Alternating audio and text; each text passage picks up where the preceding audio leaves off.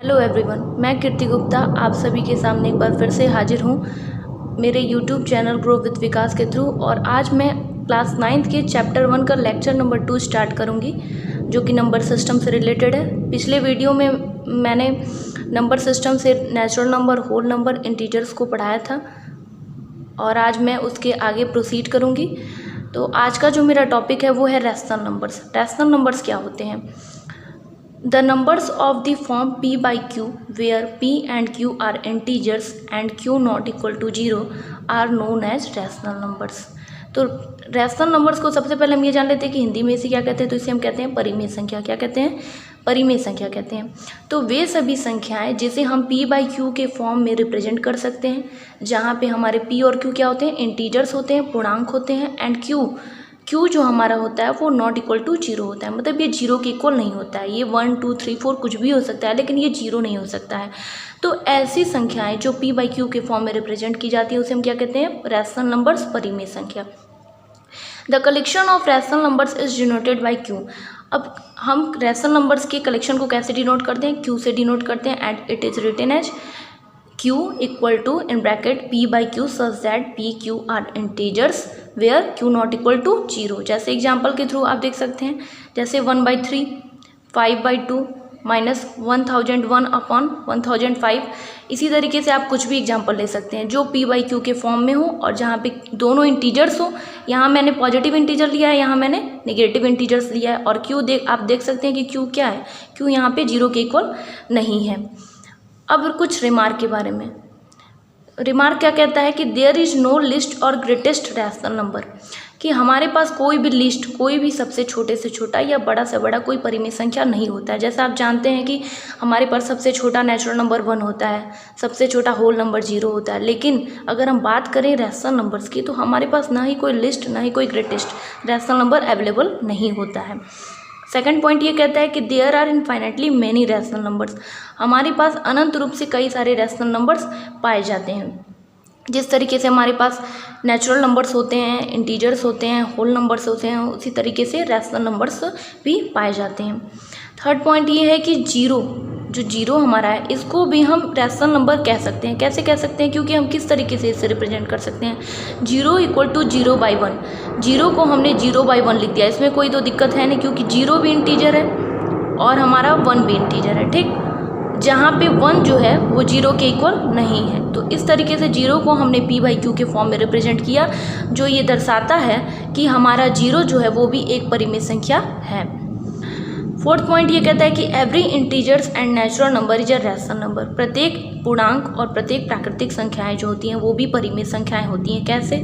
जैसे हमने एक इंटीजर, नेगेटिव इंटीजर लिया -21, तो आप -21 को बाई 1 भी लिख सकते हैं, जहाँ पे ये p by q के फॉर्म में भी हो गया और यहाँ पे 1 जो है वो नॉट इक्वल टू 0 के बराबर है।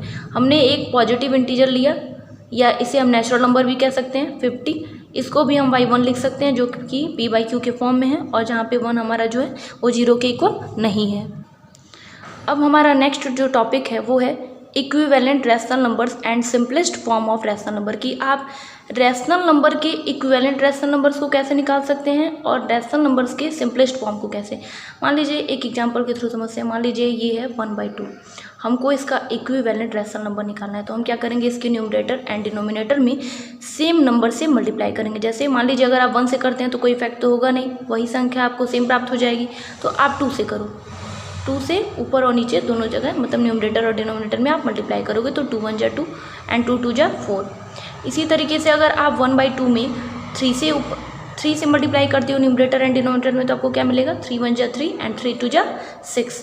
इसी तरीके से अगर आप 1/2 में 4 से मल्टीप्लाई करते हो तो आपको क्या मिलेगा? 4 1 जा 4, 4 2 जा 8। तो जो आपको ये प्राप्त हुआ 2/4, 3/6 एंड 4/8, ये क्या है? ये कहीं ना कहीं ये इक्विवेलेंट रैशनल नंबर्स हैं। किसके? 1/2 के। ये इक्विवेलेंट, क्योंकि आप जब इसे रिवर्स में जाके आप इसे कट करोगे तो 2 1 जा 2, 2 2 जा 4, 3 1 जा 1, 3 2 जा 6। इसी तरीके से आप इसको कर सकते हो। सॉरी, ये 3 1 जा 3 एंड 3 2 जा 6, 4 1 जा 4 एंड 4 2 जा 8।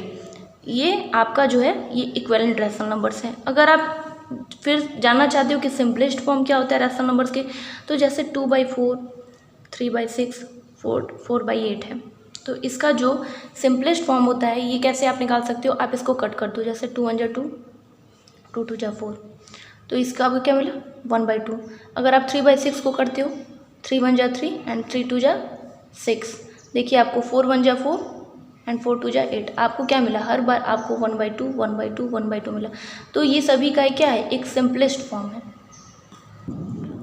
अब मैं आपके सामने एक क्वेश्चन देती हूँ। मान लीजिए आपको निकालना है find 4 rational numbers equivalent to 4/7। आपको 4/7 के equivalent rational numbers, 4 rational numbers लिखा, तो आप क्या करेंगे, 4/7 को आपने लिखा, आपको पता है कि आपको 4 निकालने हैं, तो सबसे पहले आप 1 से मल्टीप्लाई करोगे तो कोई इफेक्ट तो पड़ेगा नहीं, 4/7 ही आपको मिलेगा। तो आप किससे करोगे, 2 से करोगे, न्यूमरेटर एंड डिनोमिनेटर दोनों में करोगे, तो क्या हो जाएगा 4 2 8 एंड 7 2 14। इसी तरीके से अगर आप 3 से करते हो तो ये क्या आपको मिलेगा 12, 4 3 12 एंड 7 3 21, ठीक है, आपको ये मिल जाएगा। उसके बाद से अगर आप ये तो अभी तक आपका 2 ही निकला, आपको निकालना कितना है, 4 निकालना है, तो आप 4/7 में फिर 4 से मल्टीप्लाई करोगे, 4 से करोगे तो 4 4 16 एंड 7 4 28। अगर आपको फिर एक और निकालना है तो 4/7 में आप 5 से मल्टीप्लाई करोगे न्यूमरेटर एंड डिनोमिनेटर में, तो 4 5 20 एंड 7 5 35। तो आपके ये जो 8/14, 12/21, 16/28 एंड लास्ट 20/35, ये आपके 4 इक्विवेलेंट रैशनल नंबर्स हैं, किसके, 4/7 के। अब जो हमारा अगला टॉपिक है वो ये है representation of rational numbers on real line. तो अब टॉपिक क्या है, representation of rational numbers on real line. आपको रैशनल नंबर्स को, जैसे 1/2 हो गया या 1/3 हो गया, कुछ भी रैशनल नंबर आप ले लो, आपको कैसे आप रियल लाइन पे रिप्रेजेंट करोगे। तो सबसे पहले इसके लिए हम क्या करेंगे, हम इसके लिए एक लाइन ड्रॉ करेंगे जो दोनों ही डायरेक्शंस में एक्सटेंड कर रहे होंगे, क्योंकि ये एक लाइन है, जाहिर सी बात है, आपको मैंने पिछले भी वीडियो में बताया था कि जो लाइन होते हैं वो दोनों ही साइड से एक्सटेंड करते हैं, इसके कोई एंड पॉइंट्स नहीं होते हैं। तो हमने एक पॉइंट लिया, मान लीजिए लिया 0, ठीक है, 0 लिया। अब हमें क्या, मान लीजिए हमें 1/2 रिप्रेजेंट करना है, तो हम क्या करेंगे, सबसे पहले हम एक fixed left hand side and right hand side दोनों ही डायरेक्शंस में एक फिक्स्ड लेंथ को फिक्स करेंगे। मान लीजिए हमने यहाँ पे किया 1 यूनिट का, यहाँ पे किया 2 यूनिट का एंड सो ऑन। यहाँ पे हमने निगेटिव्स लिया -1, यहाँ पे निगेटिव्स लिया -2, ठीक है। तो हम यहाँ पे क्या करेंगे, हमको रिप्रेजेंट करना है 1/2। अब हम देखते हैं कि डिनोमिनेटर में मेरा क्या है, तो डिनोमिनेटर में मेरा 2 है, ठीक है, 2 है। तो सबसे पहले हम क्या करते हैं कि इनको भी हम 2 के फॉर्म में लिख लेते हैं। तो हम इसको हम क्या करते हैं, इसको 2 के फॉर्म में लिख लेते हैं।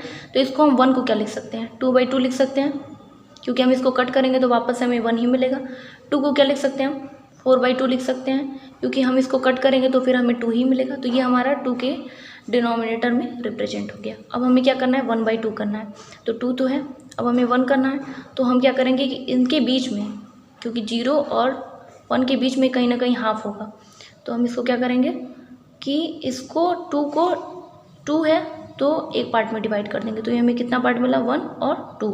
अब हमें कितना जाना है, 1 जाना है, तो यहाँ पे 1 है, तो 1/2, ये हमारा हो गया 1/2 का रिप्रेजेंटेशन। अब मान लीजिए हमें 2/3 को रिप्रेजेंट करना है नंबर लाइन पे, रियल लाइन पे, तो हम कैसे करेंगे, सबसे पहले हम एक लाइन ड्रॉ करेंगे,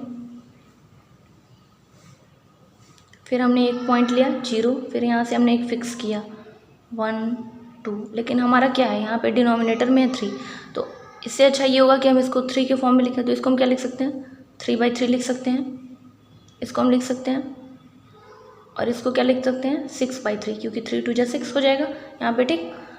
इस तरीके से हम कर सकते हैं। अब हमें क्या, डिनोमिनेटर में कितना है, 3 है, तो 3 पार्ट्स में हमें डिवाइड करना है, तो 1 2 एंड 3, तो 1 2 3, मतलब हमको कितना जाना है, 2 जाना है। तो यहाँ 1 है, यहाँ 2 है, तो ये क्या हो जाएगा, ये 1/3 हुआ, ये 2/3 हुआ, तो ये हमारा जो रिप्रेजेंट करेगा 2/3 को रिप्रेजेंट करेगा।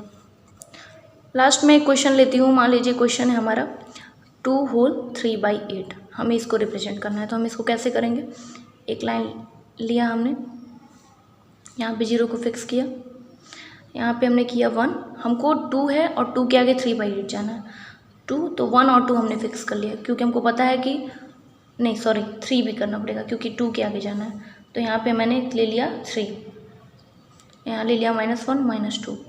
अब 2 जाना है तो 0 से 2 तो चले गए डायरेक्ट। अब क्या है, डिनोमिनेटर में है 8, तो इसको हम 7 पार्ट्स में डिवाइड करेंगे, 1 2 3 4 5 6 एंड 7। ठीक, ये हो गया। तो हमारी ये 8 पार्ट्स हो गया, 1 2 3 4 5 6 7, एक और बना लेते हैं 8, ये हो गया। ठीक है, फिर हमको कितना जाना है, 3 जाना है। तो हम कितना जाएंगे, 1 2 3 3। ये जो हमारा होगा ना, ये 3/8, 2 होल 3/8 को रिप्रेजेंट करेगा रियल लाइन पे। लास्टली मैं ये कहना चाहती हूँ, मैं अपने वीडियो को यहीं पे ख़त्म करती हूँ। Thank you so much.